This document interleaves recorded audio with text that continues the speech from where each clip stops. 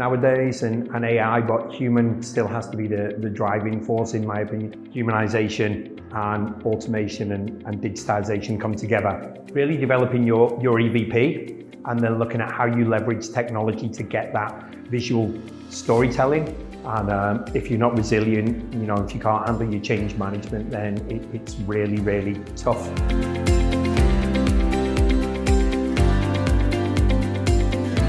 So definitely 100%. Obviously, lots of people are talking about technology nowadays and AI, but human still has to be the driving force, in my opinion. Technology can't work without the humans, and especially from insights and analytics point of view, there's always got to be the human element. So definitely 100%.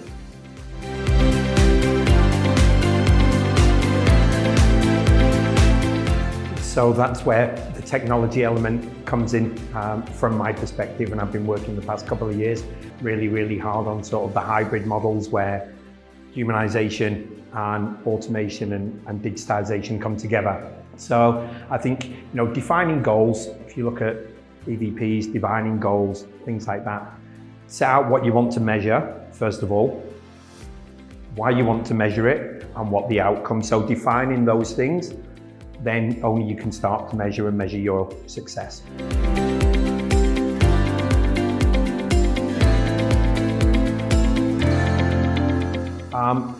So it elevates it in multiple ways.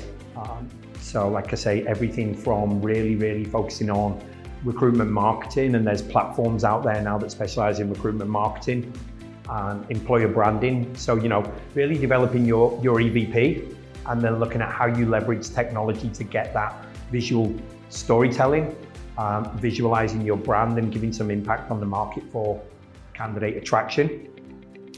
Really one good way in terms of the talent attraction piece.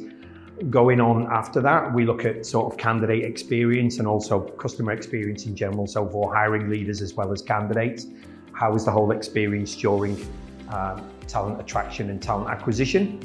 Moving on from there, how do we measure the effectiveness of our recruitment teams and talent acquisition teams, how successful they are, how they provide the candidate and customer experience. And then after that, the ROI and the employee experience. So it really then moves on to engagement. So previous couple of companies I've done projects with, we've measured all the way till the end of, from a talent acquisition and talent attraction perspective, we measure all the way till the end of probationary period. So normally after a 6-month period, we're still then sort of classing that as onboarding or ongoing onboarding. So we measure engagement all the way through. You need platforms to do this, feedback, pulse surveys, but yeah, we need tangible data, and that's where we really leverage technology.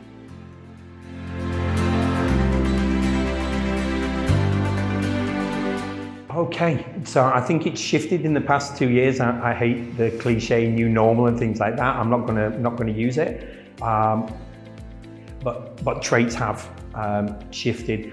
So for me, it used to be enthusiasm and can-do attitude.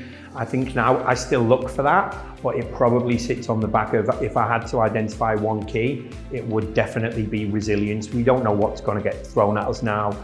Companies are changing, environments are changing. You've got sort of hybrid work setups and things like this. So, things change, and they change very quickly. And if you're not resilient, if you can't handle your change management, then it's really tough nowadays. So resilience is what I really double down on when I'm interviewing candidates.